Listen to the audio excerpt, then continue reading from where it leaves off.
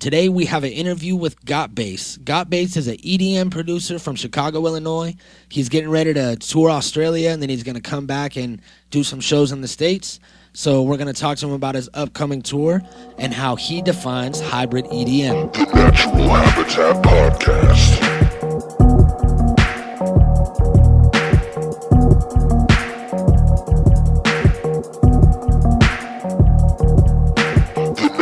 Habitat Podcast.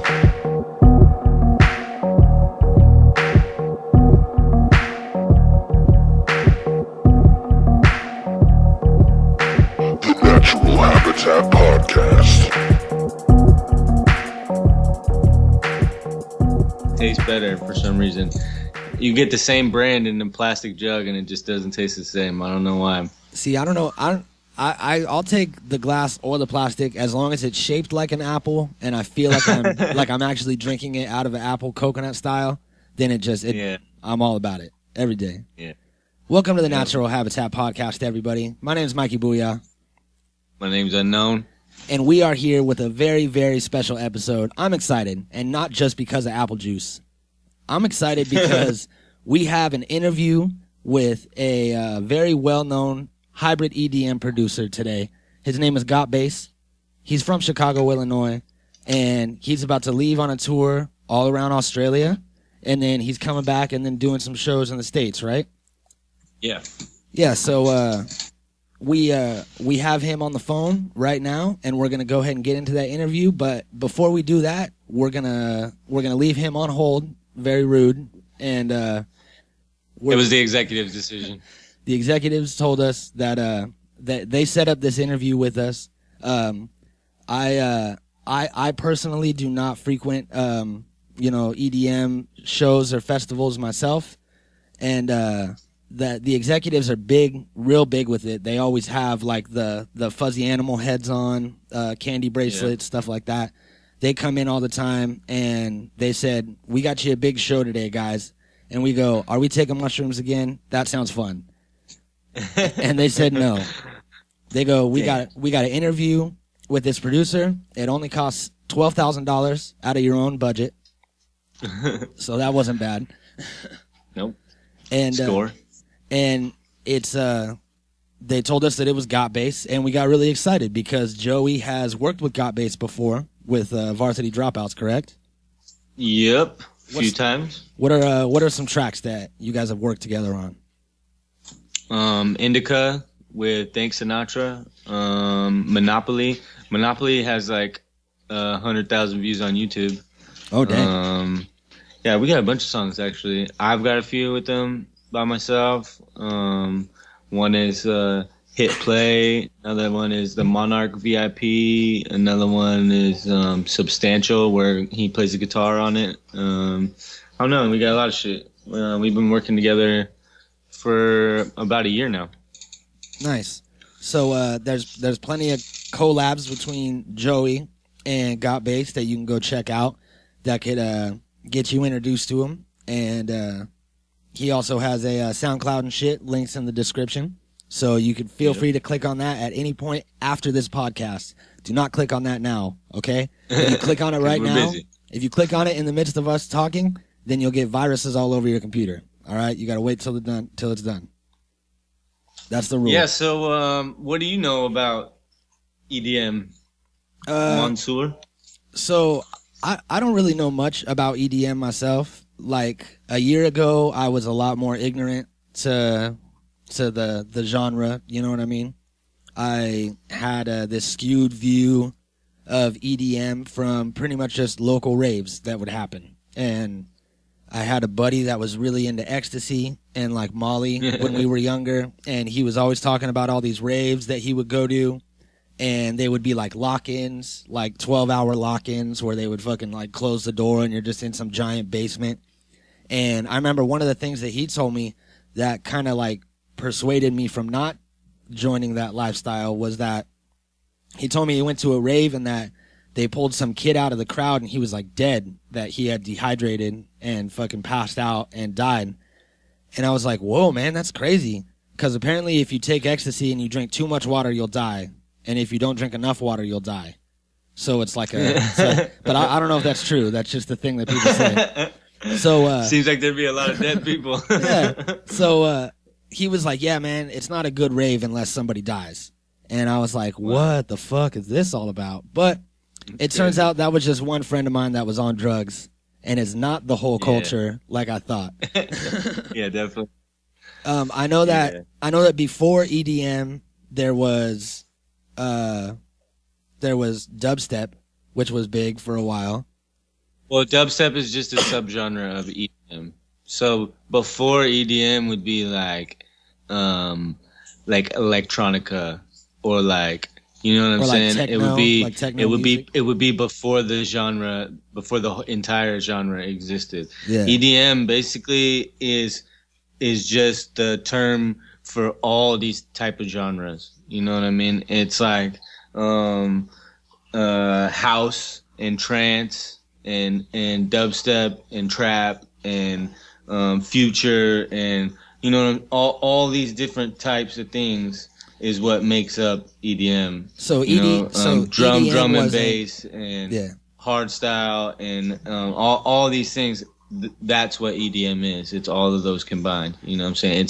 It's electronic dance music. But before EDM, it was like synth. Everything was like, and that's what electronic music is. It's just synth. Yeah. You know what I'm saying? It's all fucking handcrafted from in the program and shit. So it's like it's been around. Like the first real big group or anything, I think the big was like that really made a difference was like Daft Punk. You know, like Daft Punk is huge, and they made it more socially acceptable because they made it like it wasn't all weird. It was like more poppy, you know, and the fact that they made it more poppy is what allowed it to catch on bigger here in the States. Like EDM culture has been huge in Europe for fucking ever. You know what I'm saying?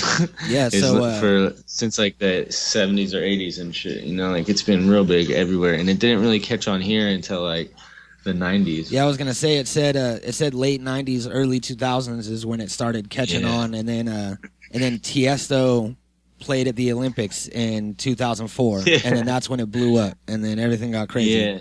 But Daft Punk started in '87. Yeah, so Daft Punk is fucking crazy, dude. Like they're one of my favorite groups. We did a whole we used to be in a different group like we discussed back in the day, and we did a whole mixtape on Daft Punk beats. Yeah. And it's probably one of our most favorite things that we did because they were like the most fun to perform because it was that fun music, that happy fucking dance music and shit, you know. And so when we got to rap on beats like that, it always made it fun at the clubs when we were performing and shit. All right, I wanna break this up right now and take some time to smoke with the audience. All right. Yeah. So take a drink of your apple-shaped apple juice. And if anybody out there is in the position, I know some of you guys are at work, or some of you guys are like exercising or doing whatever it is you're doing, driving your car. But if you are able to smoke right now, then pull it out, pack it up, light it. Yeah, because shit's about to get deep. So let's get high and ride this wave together. You know what I'm saying? Yep.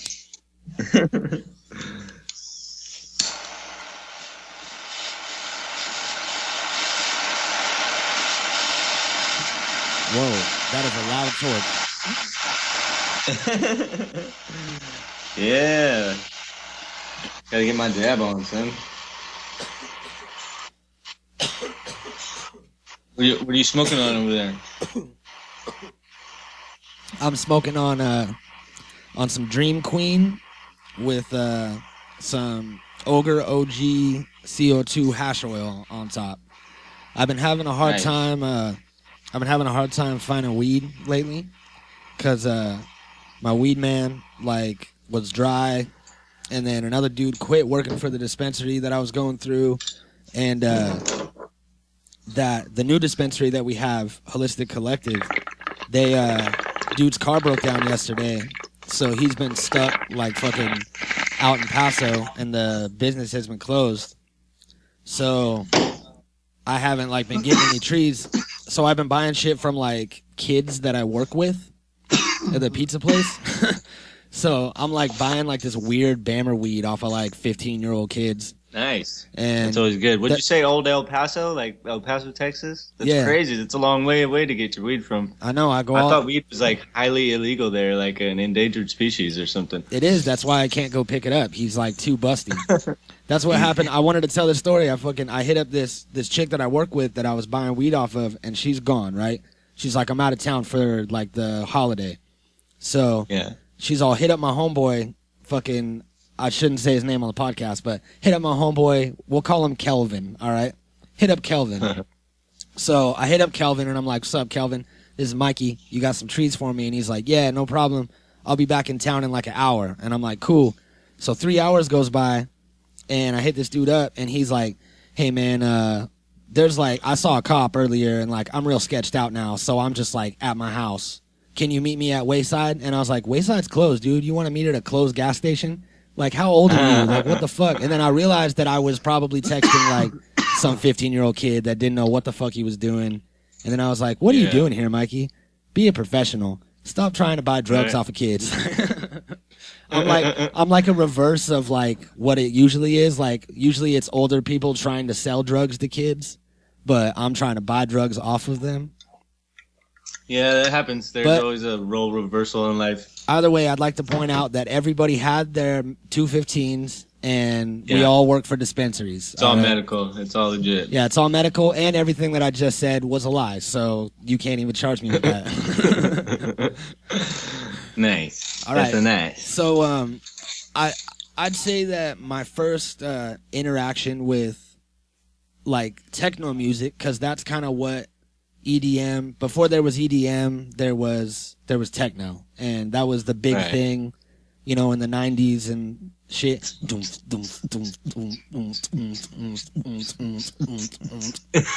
Just like that. That was a perfect techno song. And I remember very vividly, there was a friend of mine, his name's Nick Monzo, and he would he lived in like, you know, this place fucking downtown. And we would go there, and I remember opening his door many a times in the middle of the day. He would have all the windows all like barricaded and blacked out, and he would be sitting in front of his computer playing, I'm pretty sure it was World of Warcraft that he was into. He'd be playing World of Warcraft or some shit, and only the glow from his computer, he'd have a big gulp and a bag of Cheetos in front of him, and it would just be the loudest techno music, like all the way up on like his house system. And he would just sit in the dark for probably 16 hours a day and play computer games and just bump techno. So every time we would go there to smoke, he's that dude from Grandma's Boy. Yep. Exactly. Every time that we would go there to smoke, I would have to listen to the loud ass techno music. So that was my first exposure to it, I guess. Nice. I have a funny story. A couple years ago, I was having this threesome, and I busted out my phone and recorded it, and Daft Punk was playing in the background. So it's like, and now every time I'm out somewhere and I hear that song, you know what I'm saying? That's instantly what pops into my head. I'm just like, oh. That's funny. That reminds me of, it's not really techno related, but it's along the lines of your story. I have this homemade porno that me and my girl were making, and right when I like do something that I'm not gonna say on the air, but right when I do something, you hear the TV in the background go, "Hi, I'm Reese Dobby," and just super fucking loud. And every time, like I can't help but laugh every time that part comes along. I watch it daily. Yeah. Nice. So what we'd like to, you know, let everyone know, the point of this message, I guess, is make sure that there's no ambient noises going on when you're creating your homemade pornos. Exactly. Because you can't edit that shit out. Do it professional, you fuck. Yeah, get a soundstage, proper lighting. All right. Nobody wants to see your really dark, fuzzy video. All right, get this shit done right. Yeah. You could probably find a guy on Craigslist that'll come and record it for you, and then you don't have to do it. In other EDM news, Oh yeah, that fucking DJ movie with Zac Efron. oh I heard about that, and it bombed, right? Flopped. Yeah. Yeah, didn't do very good. Yeah, and you know what's crazy is I thought for sure it would have done a lot better just because of how big the buzz is. You know what I mean? Like, there's a lot of shit going on with DJs right now, and it's just as big as it's ever been, and it's not going anywhere. Yeah. You know what I'm saying? Anytime soon. I mean, a lot of speculation going around, like, when is the bubble going to burst? You know, like, when is EDM going to stop growing? And honestly, it's not going to stop, I don't think. It's constantly evolving all the time, and more people are becoming involved in it, and it's crazy, you know what I mean? That's a little bit why we switched it up to what we're doing now with the EDM rap, is because we just felt a lot more love, honestly, like from the fans and from what other artists did.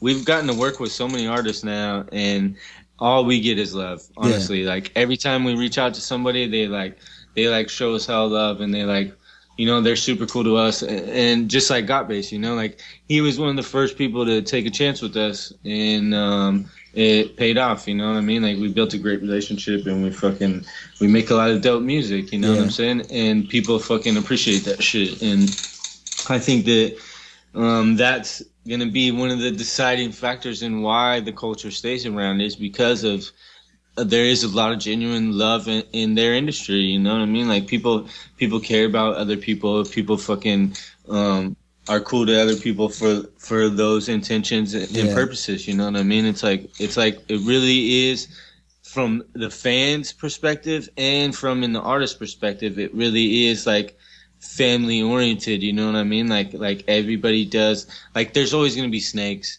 There's always gonna be shady fucks. There's, you know what I mean? Like, you can't escape that shit. But overall, it's a fucking dope industry, you know what I mean? It's not like hip hop, where like everybody in hip hop got to like fucking compete, and everybody throws shade, and everybody fucking bandwagons, and nobody really shows genuine love in hip hop, really, whatsoever, you know what I'm saying? There's hardly any. And you can see that in your own fucking towns or counties where you're from. Just look at your local fucking rap scene. You don't see any stars because you guys don't support them. You know what I mean? Even the fans don't even show love to the fucking rappers because, you know, they think like, oh, we gotta like this person for this reason. Yeah. You know what I'm saying? Because it's hip hop. That's what they have your fucking mind trained to be in. You know what I mean? And that's why nobody really makes it. It's like everybody has to choose sides. Nobody wants to fuck with anybody local because they're not big enough. You know what I mean? Or like whatever it is. Promoters don't want to pay local artists and like all this shit, right? So it's like, yeah, and it seems like it seems like there's a lot less of that in EDM, and I mean one of the main things that I respect about the culture is that it's like a modern day form of expression. Like it's like modern day hippies, or you know, like punks, or just like a form of people, like, you know, young America that wants to express themselves. You know, be like, you know, not what they're told to be or what their parents want them to be, and live their own lives. It's about finding your own journey.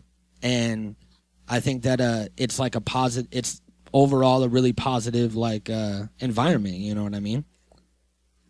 So I think that is that's a big thing, to where it's not going to go away anytime soon, because it's like a new like I don't want to say like a new clique, but it's almost like a new thing. Like how, you know, every once in a while, every generation has their group of people that's different from everybody else, and those people go on to make change, and, you know, are written about and are talked about years and years later. I think that, you know, this group of people could be that same thing along the same lines and maybe make history. I think that we have way too many people in the world for all this negativity, and if people can I mean, it's not really just about, being positive and love and fucking plur and all that shit. It's about, respecting each other. We're all in this together. Let's all have a good time. Let's all go out and fucking dance. You know what I mean? Like, what's wrong with that? Like, what's wrong with everybody having a good time with each other, not fucking mean mugging each other or getting in fights in the parking lot? Everybody's just like, what's up, man? Drive safe. I hope you have a good time. Like, I'm all down with that. Yeah. That's my, yeah, me too. That's how I try to live, And, so with that being said, I think that this is a good time to talk to Gawtbass if he's still on hold. We have him. We have him here. Hopefully, he stayed on the line. He called and I was like, just 1 second, give me 30 seconds, and then I put him on hold, and then we got high, and then we went and took a piss, got something to drink, and then started recording. So hopefully he's still there, and we'll go ahead and check in on him right now. We have Gawtbass live on the phone, and somebody's taking a bong load. I hear it. Gawtbass, can you hear us? Yeah. All right. Sorry, my bad. Joey gets a little unprofessional around here, but we all do. It's all right. It's all good. Well, it's our every episode pastime. We like to smoke with all the viewers. So sorry for me rushing into it and smoking without everybody, but if you got your bongs and joints lit, go ahead and smoke with us now. Yep. I got you, dude. I'm just hitting my nicotine vape. Nice. Fucking. So how's the weather over in Chicago? It's all right. I'm actually on vacation right now over in Wisconsin, but Wow. Yeah. That 70s getting some show. cheese. Getting some cheese, dude. Nice. Cheese. Cheesy. I love There's it. cheese everywhere here. Yeah, dude. I couldn't live without cheese. I actually have a glass of milk here right now. I love milk. Nice. That's something. Dank as All right, fuck. we already have shit in common because I went to Oregon a couple years ago yeah. and I toured a cheese factory and I loved it. I was geeked. It was like Damn. Comic-Con for me. I tried all different types of cheese. I go to the farmer's Dude, market what's here. your favorite cheese? My favorite. It's all about that pepper jack, Gouda. Oh man. Yeah, I'm gonna say it's Colby a Jack is gonna be my favorite. Colby Jack. Yeah. Oh.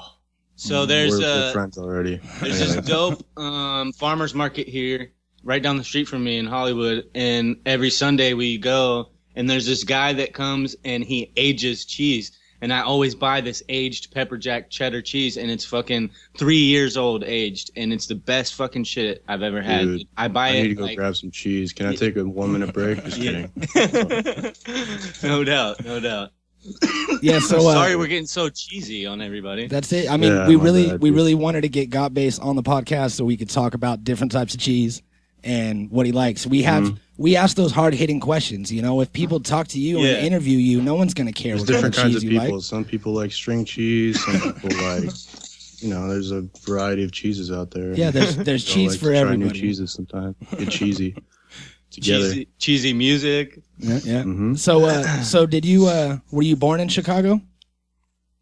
I was actually born in Ohio, Cleveland, Ohio, and when I was about 2 months old, moved to Chicago. Holding it I down. have a vivid memory of moving to Chicago at 2 months old. Really So, helping your dad crazy. carry the couch? no, I'm just kidding. But, what? Helping your dad Yeah, carry the pretty couch? much. Yeah. Yeah. Man, well, At 2 months old.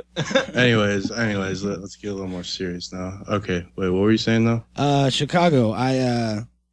When did you start playing instruments? Because I see that you mastered the cello, guitar, and percussion by the age of 18. So when did you really start getting into music? I started playing cello at age 7 for a pretty decent music school. My mom pretty much made me go every day to just perfect the instrument, and I didn't like it at the time because I wanted to go out and skateboard and fucking hang out with friends and shit. But Yeah. I'm super glad that she made me go every day because it definitely paid off and helped me a lot with my career now. So Right. definitely appreciative of that. And then, but when I was about 12 or 13 or 14, one of those years, picked up the guitar because I thought it was a little more cool rather than like,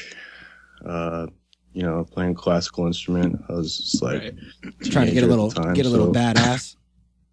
Yeah, hitting puberty, you gotta rebel a little look bit. cool for the girls and shit. Mhm. Yeah. So, anyways, I picked up the guitar and then ended up playing that way more than I ever wanted to play cello. Don't get me wrong, I love cello. It's a beautiful instrument.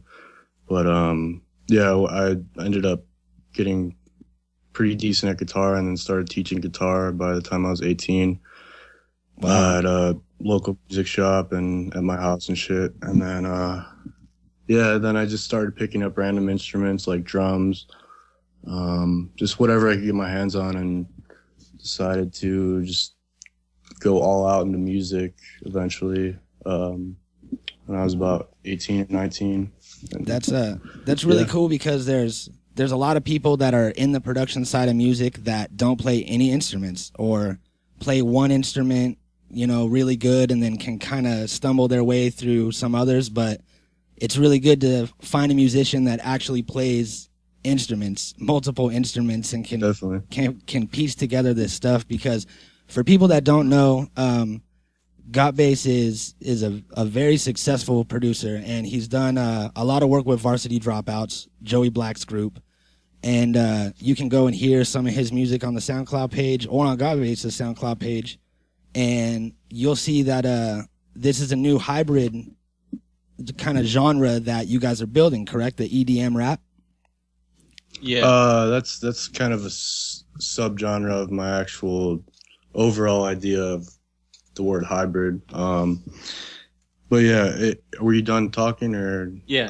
Okay. Yeah. Anyways, basically, like, my whole idea of creating Hybrid EDM, which is the main hybrid label, and then EDM rap, and then there's a few others I'm working on, which I'm not going to talk about yet. Ooh. But yeah, like I got a whole thing going on with this hybrid thing, and I really love the idea of just kind of bringing other genres together and like just kind of mixing things up and experimenting with the whole music scene and trying to bring people together and just like enjoy mixing the different styles, if that makes sense. Like, yeah.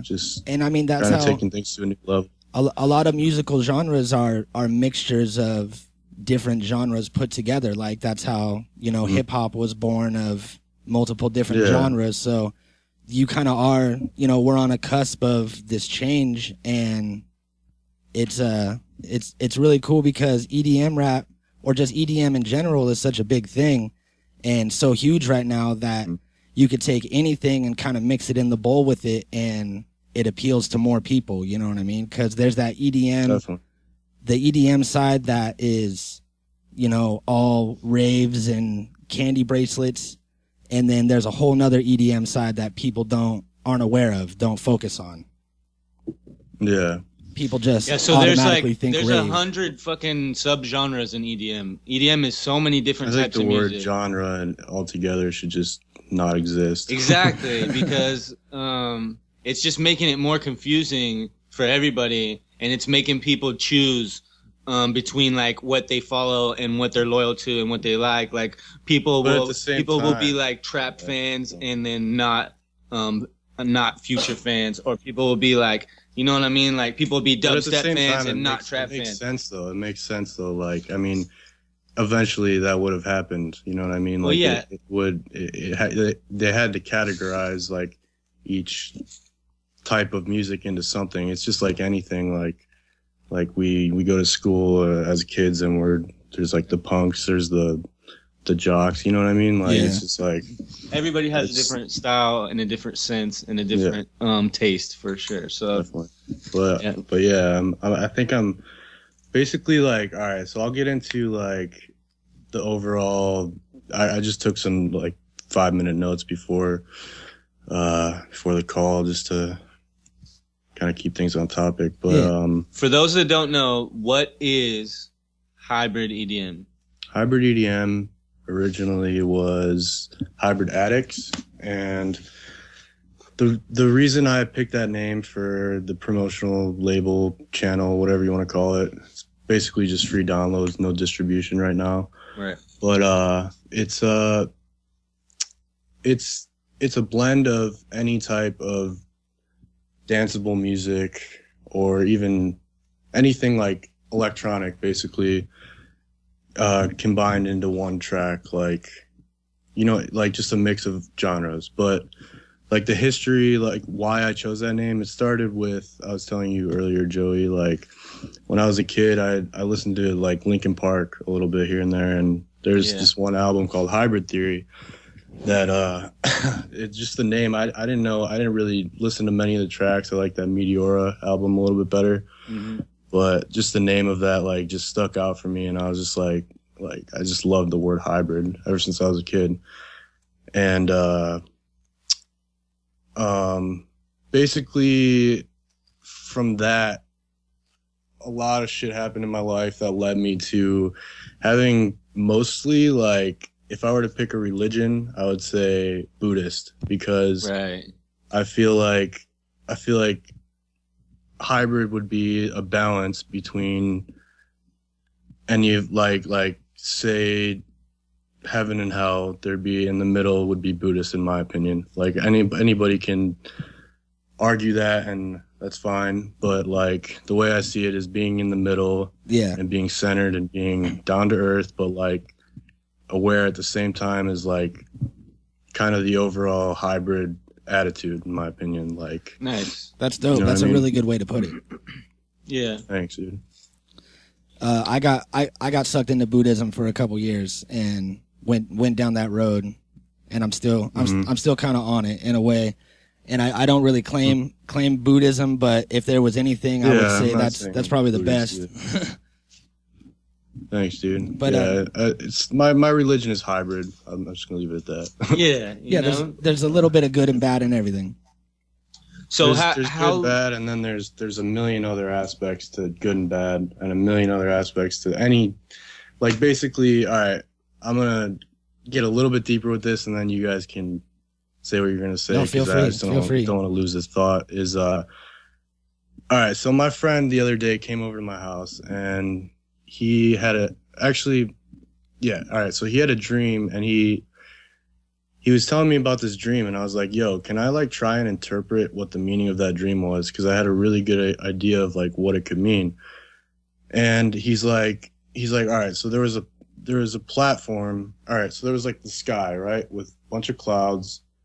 And I drew the dream on a piece of paper for him, just so he could always have like my little hybrid view on things on a piece of paper. So if he ever wanted to spread that knowledge to anybody, then he could. So there was like a platform in the middle, right? There's like a line in the middle, then there's the sky, and then below that is a road with a bunch of people that are just like running towards the middle, but like way below the surface in the middle. There's like does that make sense? Like an elevated platform.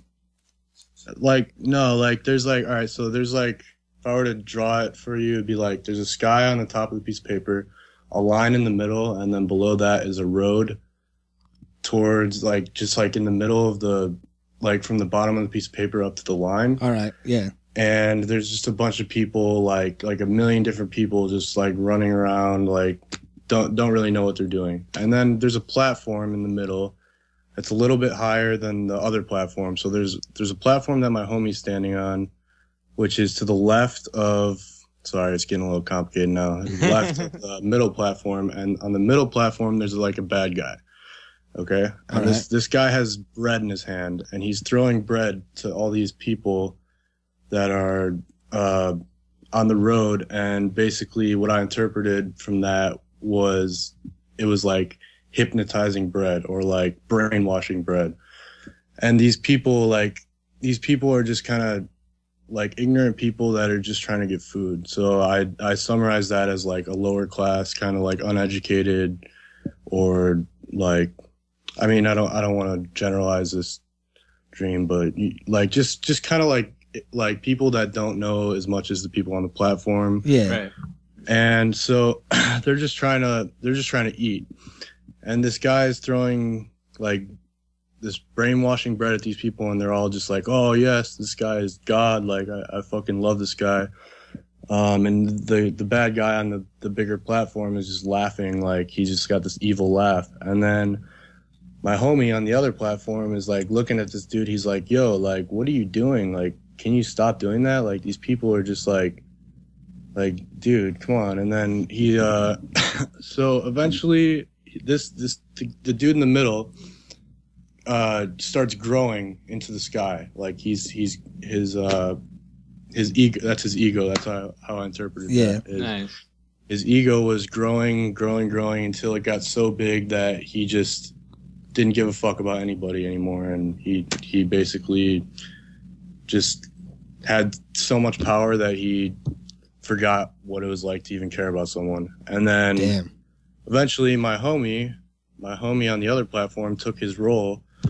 And then the same thing happened to him. And so, hold on, I took some notes on the last part of the dream.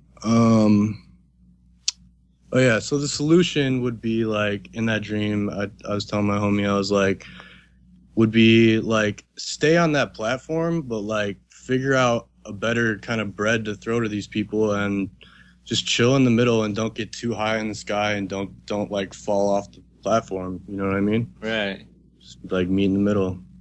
So man, that's like crazy. that's more of my hybrid Buddhist kind of aspect to the whole hybrid thing. But yeah. Yeah, so that does make sense. It's like saying, basically, you're trying to make this platform for other artists, for you and for people that you work with that are similar to you, and you're trying to allow everybody to work together and have like this cohesive environment where people could create and make things together without like the pressure of status or being somebody affecting you and giving you a bigger head, so 100%. That you make it more about the music and what it's really about, instead of what's coming next or what money you're making or how much better you are than everybody else. Yeah, but at the same time, I want all that to be part of it, because that's always going to be a part of life. Is you have to make, like, maybe not, but like for this generation, you're going to have to make money. You're gonna have to support yourself. You're gonna have to support your family. Blah blah blah. But like overall, what you just said is completely spot on for what I'm trying to do. And I feel like it's one of the only like realistic views on and approaches on how to actually bring people together in a simple way for like a huge crowd to understand, is like balancing your life and balancing like the type of music you listen to, even just balancing your day from getting up in the morning, taking a walk, and just getting inspiration. Like just balance, like overall, is just like gonna affect people in such like amazing ways that they don't even realize, like, until they try it. Like, you know what I mean? Yeah, definitely. I totally agree. Everything in life is a balance for sure. There's one more thing about I feel like a big part of what's holding people back from not living that kind of mentality, like, by all means, people can live however they want to live. I'm not trying to push any views. I'm just hoping that this hybrid view on things can help progress the industry and people overall. But I feel like strongly about how the music industry right now is very cliquey. Yeah. Like groups for the wrong reasons, in a way, like very like unbalanced, like trying to win over other groups, and like it's just cliquey as fuck. And it is. It kind of like pisses me off at times, but I just try and keep that balanced mentality. And so that's the same in rap, dude. It's the same in hip hop. It's the same. I know. It's even, you know what I mean? Crazy in hip hop. Yeah, so it's way even worse. But I feel you. I'm noticing that a lot in the EDM genre too, because like everybody's cool. There's a lot more love for off top. There's way more love in whatever EDM genre you're into. It doesn't matter if it's dubstep or trap or fucking house or whatever. Any other industry, honestly. Yeah, there's way more love in the industry for sure, but there is equal amounts of competition as well. So it's like one collective will be a big thing together, but they also have the egos that come along with it. So they kind of like compete with each other at the same time too. And that's where like everybody loses, you know what I mean? Like the collective idea is a brilliant idea, and it's a thing that benefits everybody working together. Fan shares and creates a bigger following for each other. And you know what I mean? So the purposes and the way that it's driven are there, but then there's the downside to it, because everybody who does music almost is an alpha type character. You know what I mean? It's because honestly, my ego used to be like retardedly huge, and I think you even knew me when my ego was like in the sky, is like way too high, and honestly, like it was ridiculous, and like I just caught on to a lot of different signs that were telling me like, dude, you need to just like take yourself out of yourself for a second and realize other point of views. And then after I started like kind of putting myself in other people's shoes, I was just like, all right, like now I'm starting to get like what's going on here, and like what I want to do to kind of bring people to have a nice like big ego, but not like big ego, more of like confidence. You know what I mean? Everybody has an ego, and I think it's healthy to have. Anyways, what?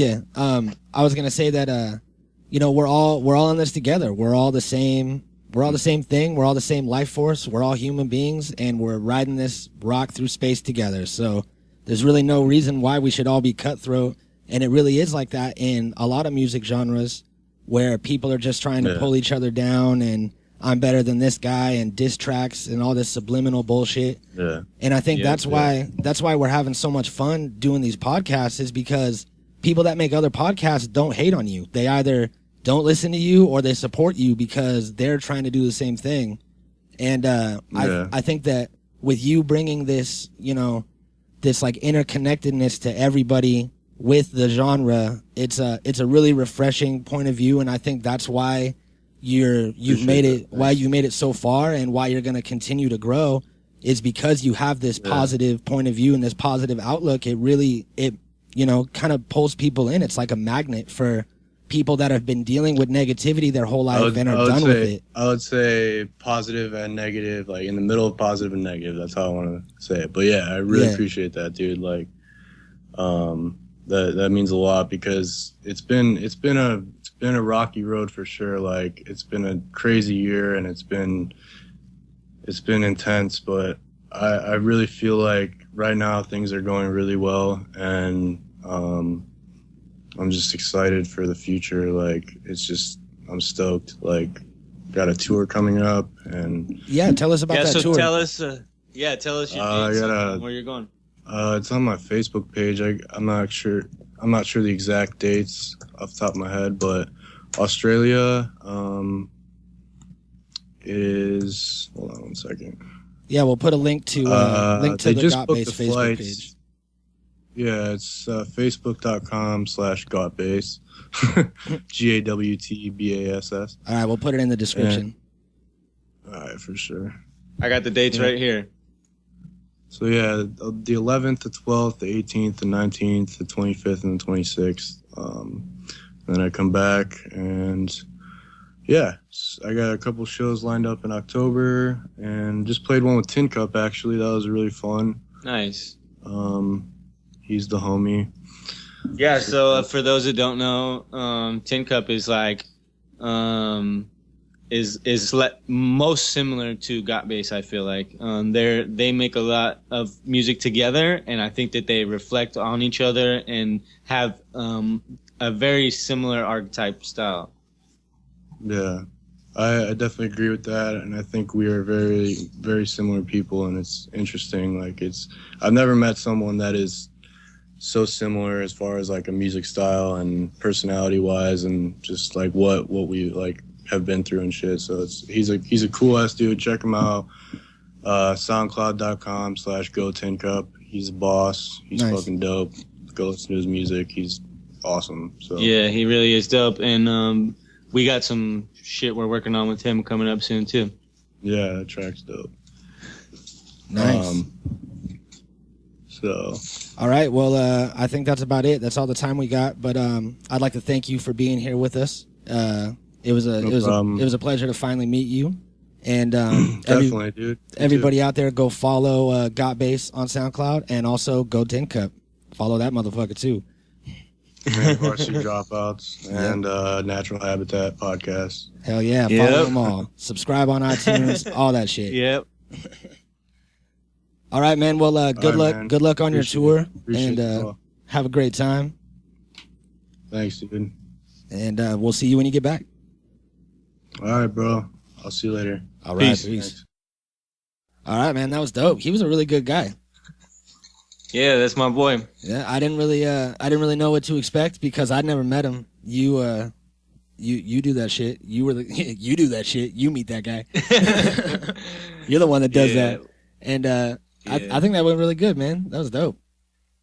Yeah, me too. Plus, it's like I love that he gets to offer such a genuine perspective. You know what I mean? Like it's different. You know what I'm saying? It's like people need to sometimes step back and look at things from obscure and different angles and shit sometimes, you know what I mean? It's like everything in life really is perspective, you know what I mean? And every single person's perspective is different, you know? And when you have like all these key people that can look at shit and come together and offer their different perspectives, it gives everything like a full view of what it really is, you know what I'm saying? And so it's like, it's legit to have somebody like him of that stature, you know what I mean, to be like on the come up like he is, and to be where he's at right now, and to come on the show and just like, you know, show people that that everything could be great. Yeah, you know what I mean, if people just actually showed a little more love, actually work together and help each other grow instead of, you know, working together so that you can get a little bit bigger. A lot of people only work with people so they can get their fans instead of trying to build each other. You know what I mean? Yeah. And I think that's dope. And I think that what he was saying about the positive, like a mix of positive and negative, you know, like that's what it is. And that's life. And it reminds me of a story that, you know, people say that when you go to EDM shows or, you know, like dubstep and all this shit, that everybody's all like, what's PLUR stand for? I don't remember. Peace, love, unity, respect, or something. I thought it was recycle. Peace, love, unity, and recycle. Maybe it is. All right. So recycle, reduce, reuse. Yeah.